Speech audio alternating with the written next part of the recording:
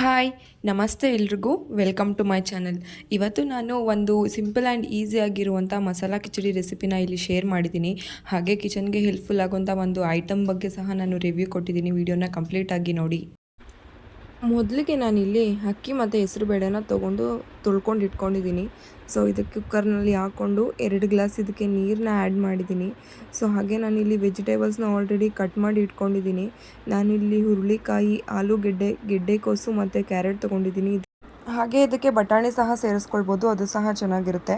So ನಾನು ಇಲ್ಲಿ ತೊಗೊಂಡಿರೋಂಥ ತರಕಾರಿಗಳನ್ನೆಲ್ಲ ತೊಳ್ಕೊಂಡು ಕುಕ್ಕರ್ಗೆ ಹಾಕ್ಕೊಳ್ತಾ ಇದ್ದೀನಿ.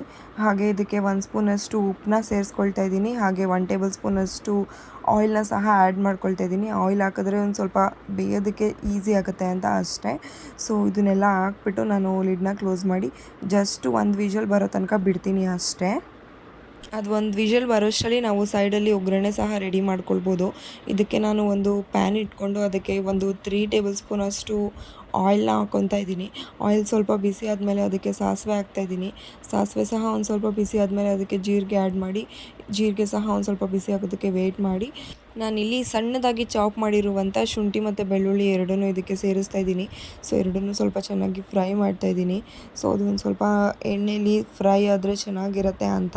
ಇದಕ್ಕೆ ನಾವು ಶುಂಠಿ ಮತ್ತು ಬೆಳ್ಳುಳ್ಳಿನ ಪೇಸ್ಟ್ ಮಾಡಿ ಸಹ ಆ್ಯಡ್ ಮಾಡ್ಕೊಳ್ಬೋದು.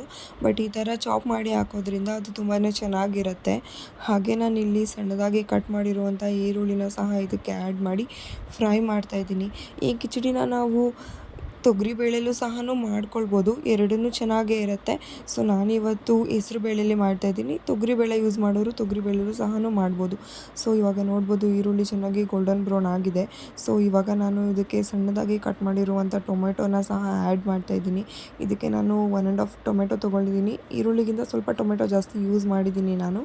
ಸೊ ಈರುಳ್ಳಿ, ಟೊಮೆಟೊ ಎಲ್ಲ ಹಾಕಿದ್ಮೇಲೆ ಇದಕ್ಕೆ ಸ್ವಲ್ಪ ಉಪ್ಪು ಮತ್ತು ಅರಿಶಿನ ಹಾಕ್ಕೊಂಡು ಮಿಕ್ಸ್ ಮಾಡ್ಕೊಳ್ತಾ ಇದ್ದೀನಿ. ಈ ಟೈಮಲ್ಲಿ ನಾವು ಉಪ್ಪನ್ನ ಆ್ಯಡ್ ಮಾಡೋದ್ರಿಂದ ಟೊಮೆಟೊ ಸ್ವಲ್ಪ ಬೇಗನೆ ಸಾಫ್ಟ್ ಆಗುತ್ತೆ ಹಾಗೂ ಸ್ವಲ್ಪ ಬೇಗನೆ ಬೇಯುತ್ತೆ. ಸೊ ಟೊಮೆಟೊನ ಎಣ್ಣೆಲಿ ಚೆನ್ನಾಗಿ ಫ್ರೈ ಮಾಡ್ತಾಯಿದ್ದೀನಿ. ಇಲ್ಲಿ ಟೊಮೆಟೊ ಚೆನ್ನಾಗಿ ಫ್ರೈ ಆಗಲಿ. ಹಾಗೆ ನಾನಿಲ್ಲಿ ಪಕ್ಕದಲ್ಲಿ ಏನು ತರಕಾರಿ ಮತ್ತು ಅಕ್ಕಿ ಬೇಳೆನ ಬೇಯೋದಕ್ಕೆ ಇಟ್ಟಿದ್ದೆ ಅಲ್ವಾ, ಅದು ಸಹ ಒಂದು ವಿಷಲ್ ಬಂದಿದೆ. ಅದನ್ನು ಓಪನ್ ಮಾಡಿ ಅದು ಹೇಗಾಗಿದೆ ಅಂತ ಸ್ವಲ್ಪ ಚೆಕ್ ಮಾಡ್ಕೊಳ್ತೀನಿ. ಸೊ ಓಕೆ, ಕ್ಲಿಯರಾಗಿ ಇದು ಬೆಂದಿದೆ. ಸೊ ಒಂದು ಸ್ವಲ್ಪ ಮಿಕ್ಸ್ ಮಾಡ್ತೀನಿ ಇದನ್ನು. ಸೊ ಬೆಂದಿದೆ, ತರಕಾರಿ ಎಲ್ಲ ಆಲ್ಮೋಸ್ಟ್ ಬೆಂದಿದೆ. ಹಾಗೆ ಇದು ನಾನೇನು ಒಗ್ಗರಣೆ ಮಾಡ್ಕೊಂಡಿದ್ನಲ್ವ, ಇದಕ್ಕೆ 1 ಸ್ಪೂನಷ್ಟು ಚಿಲ್ಲಿ ಪೌಡರ್, ಹಾಗೆ 1 ಸ್ಪೂನಷ್ಟು ಧನಿಯಾ ಪೌಡರ್, ಹಾಗೆ 1 ಸ್ಪೂನಷ್ಟು ಗರಂ ಮಸಾಲಾನ ಆ್ಯಡ್ ಮಾಡ್ತಾಯಿದ್ದೀನಿ. ನಿಮಗೆ ಜಾಸ್ತಿ ಸ್ವಲ್ಪ ಖಾರ ಬೇಕಂದರೆ ನೀವು ಇನ್ನೂ ಸ್ವಲ್ಪ ಜಾಸ್ತಿ ಇದಕ್ಕೆ ಖಾರನ ಆ್ಯಡ್ ಮಾಡ್ಕೊಳ್ಬೋದು. ಇದನ್ನೆಲ್ಲ ಸ್ವಲ್ಪ ಚೆನ್ನಾಗಿ ಮಿಕ್ಸ್ ಮಾಡಿ ನಾನು ಇದಕ್ಕೆ 1 ಸಣ್ಣ ಗ್ಲಾಸಷ್ಟು ನೀರನ್ನ ಆ್ಯಡ್ ಮಾಡ್ಕೊಳ್ತಾ ಇದ್ದೀನಿ. ಸೊ ಇದು ಸ್ವಲ್ಪ ಡ್ರೈ ಅನ್ನಿಸ್ಬಾರ್ದು ಅನ್ನೋದಕ್ಕೋಸ್ಕರ ಒಂದು ಸ್ವಲ್ಪ ಆ್ಯಡ್ ಮಾಡ್ತಾಯಿದ್ದೀನಿ. ಅದೇನು ಕುದಿಯೋಷ್ಟಿಲ್ಲ, ಜಸ್ಟ್ ಒಂದು ಸ್ವಲ್ಪ ಆ್ಯಡ್ ಮಾಡಿ ಮಿಕ್ಸ್ ಮಾಡಿದ್ರೆ ಸಾಕು. ಸೊ ಇದೊಂದು ಸ್ವಲ್ಪ ಮಿಕ್ಸ್ ಮಾಡಿ ಆದಮೇಲೆ ನಾನು ಏನು ಇಲ್ಲಿ ಕುಕ್ಕರಲ್ಲಿ ಬೇಳೆ ಮತ್ತು ಅಕ್ಕಿ, ತರಕಾರಿ ಮತ್ತು ಎಲ್ಲನೂ ಕೂಗಿಸ್ಕೊಂಡು ಇಟ್ಕೊಂಡಿದ್ದೆಲ್ಲ, ಸೊ ಅದನ್ನು ಇದಕ್ಕೆ ಆ್ಯಡ್ ಮಾಡ್ತಾಯಿದ್ದೀನಿ. ಆ್ಯಡ್ ಮಾಡಿಬಿಟ್ಟು ಸ್ವಲ್ಪ ಚೆನ್ನಾಗಿ ಮಿಕ್ಸ್ ಮಾಡ್ತಾಯಿದ್ದೀನಿ. ಸೊ ಇದನ್ನು ಚೆನ್ನಾಗಿ ಮಿಕ್ಸ್ ಮಾಡ್ಕೊಳ್ತಾ ಇದ್ದೀನಿ. ಯಾರೆಲ್ಲ ಡಯಟ್ ಕಾನ್ಷಿಯಸ್ ಇರ್ತೀರಲ್ವ, ಅವರೆಲ್ಲ ಇದಕ್ಕೆ ರೈಸ್ ಬದಲು ಓಟ್ಸ್ನ ಯೂಸ್ ಮಾಡ್ಬೋದು. ಏನಿಲ್ಲ, ಸ್ವಲ್ಪ ಸ್ಟಿಕ್ಕಿ ಅನಿಸುತ್ತೆ, ಯಾಕಂದರೆ ಓಟ್ಸ್ ಯೂಸ್ ಮಾಡಿರೋದ್ರಿಂದ. ಅದನ್ನು ಬಿಟ್ಟರೆ ಟೇಸ್ಟ್ ವೈಸ್ ಎಲ್ಲ ನಾರ್ಮಲ್ ಆಗಿರುತ್ತೆ. ಒಂದ್ಸಲಿ ಅದನ್ನು ಸಹ ಟ್ರೈ ಮಾಡಿ. ಹಾಗೆ ಇದನ್ನು ಚೆನ್ನಾಗಿ ಎಲ್ಲ ಮಿಕ್ಸ್ ಮಾಡಿ ನಾನು ಇದನ್ನು ಒಂದು 10 ಮಿನಿಟ್ಸ್ ಲಿಡ್ನ ಕ್ಲೋಸ್ ಮಾಡಿ ಇಡ್ತಾಯಿದ್ದೀನಿ. 10 ಮಿನಿಟ್ಸ್ ಬಿಟ್ಟು ಇದನ್ನು ಓಪನ್ ಮಾಡಿ, ಸೊ ಮತ್ತೆ ಸ್ವಲ್ಪ ಚೆನ್ನಾಗಿ ಮಿಕ್ಸ್ ಮಾಡಿ ಇಟ್ಟರೆ ಇವತ್ತಿನ ದಾಲ್ ಕಿಚಡಿ ರೆಸಿಪಿ ರೆಡಿ ಆಗುತ್ತೆ. ಸೊ ಒಂದ್ಸಲಿ ಟ್ರೈ ಮಾಡಿ. ರೆಸಿಪಿ ಹೇಗೆ ಬಂತಂತ ದಯವಿಟ್ಟು ನನಗೆ ಕಮೆಂಟ್ ಮೂಲಕ ತಿಳಿಸಿ. ಹಾಗೆ ನಾನಿವತ್ತು ಒಂದು ಪ್ರಾಡಕ್ಟ್ನ ರಿವ್ಯೂ ಸಹ ಹೇಳಬೇಕು ಅಂತ ಅಂದ್ಕೊಂಡಿದ್ದೀನಿ. ಇದನ್ನು ನಾನು ರೀಸೆಂಟಾಗಿ ಒಂದು ಆನ್ಲೈನ್ ಶಾಪಿಂದಾನೇ ಪರ್ಚೇಸ್ ಮಾಡಿದ ಇಂಟೆನ್ಷನು ಡ್ರೈ ಫ್ರೂಟ್ಸ್ನ ಚಾಪ್ಸ್ ಮಾಡಬೇಕಂತ. ಇದು ಡ್ರೈ ಫ್ರೂಟ್ಸ್ನ ಚಾಪ್ಸ್ ಮಾಡೋದಕ್ಕೆ ತುಂಬಾ ಹೆಲ್ಪ್ಫುಲ್ ಆಗುತ್ತೆ. ಹಾಗೆ ಇವತ್ತು ನಾನು ಇದರಲ್ಲಿ ಜಿಂಜರ್ ಮತ್ತು ಗಾರ್ಲಿಕ್ನ ಚಾಪ್ ಮಾಡಿ ಟ್ರೈ ಮಾಡೋಣ ಅಂತ ಮಾಡಿದೆ. ಸೊ ಅದು ಸಹ ನನಗೆ ಹೆಲ್ಪ್ಫುಲ್ ಅಂತ ಅನ್ನಿಸ್ತು. ಹಾಗೆ ನಾನಿಲ್ಲಿ ಕೆಲವೊಂದು ಕ್ಲಿಪ್ಪಿಂಗ್ಸ್ನ ಆ್ಯಡ್ ಮಾಡಿದ್ದೀನಿ. ಸೊ ನೋಡಿ, ನಾನು ಇದರಲ್ಲಿ ಜಿಂಜರ್ ಮತ್ತು ಗಾರ್ಲಿಕ್ನ ಸಣ್ಣದಾಗಿ ಚಾಪ್ ಮಾಡೋದಕ್ಕೆ ಟ್ರೈ ಮಾಡ್ತಾಯಿದ್ದೀನಿ. ಆ್ಯಂಡ್ ಇದು ಆಯಿತು, ಸಣ್ಣದಾಗಿ ಚಾಪ್ ಸಹ ಆಯಿತು. ಹೆಲ್ಪ್ಫುಲ್ ಅಂತ ಅನ್ನಿಸ್ತು.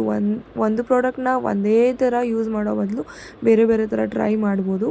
ಸೊ ಓಕೆ, ಇದು ನೋಡ್ಬೋದು ಹೇಗೆ ಶುಂಠಿ ಮತ್ತು ಬೆಳ್ಳುಳ್ಳಿ ಚಿಕ್ಕದಾಗಿ ಕಟ್ ಆಗಿದೆ ಅಂತ. ಶುಂಠಿ ಸ್ವಲ್ಪ ದಪ್ಪ ಇರ್ಬೋದು, ಬಟ್ ಗಾರ್ಲಿಕ್ ಮಾತ್ರ ತುಂಬ ಚೆನ್ನಾಗಿ ಕಟ್ಟಾಯಿತು ಅಂತ ಹೇಳ್ತೀನಿ. ಬೇಗ ಅಡುಗೆ ಮುಗಿಸ್ಬೇಕು ಅಂತ ಅಂದ್ಕೊಂಡಿರುವಾಗ ಖಂಡಿತ ಈ ಒಂದು ಪ್ರಾಡಕ್ಟ್ ತುಂಬಾ ಹೆಲ್ಪ್ ಆಗುತ್ತೆ. ಹಾಗೆ ಇದು ಯಾವುದೇ ಥರದ ಪೇಯ್ಡ್ ಪ್ರಮೋಷನ್ ಅಲ್ಲ, ಇದನ್ನು ನಾನು ಓನ್ ಯೂಸ್ಗೆ ಅಂತಲೇ ಪರ್ಚೇಸ್ ಮಾಡಿದ್ದು. ಸೊ ಇದನ್ನು ನಾನು ಯೂಸ್ ಮಾಡಿ ನನಗೆ ಯೂಸ್ಫುಲ್ ಆಗಿದೆ ಅಂತ ಅನ್ಸಿದ ಮೇಲೇ ನಾನು ಇದನ್ನು ರಿವ್ಯೂನ ಶೇರ್ ಮಾಡ್ತಾಯಿದ್ದೀನಿ. ಸೊ ಯಾರಿಗಾದ್ರೂ ಈ ಐಟಮ್ ಬೇಕಂದರೆ ನೀವು ಸಹ ಬೈ ಮಾಡ್ಬೋದು.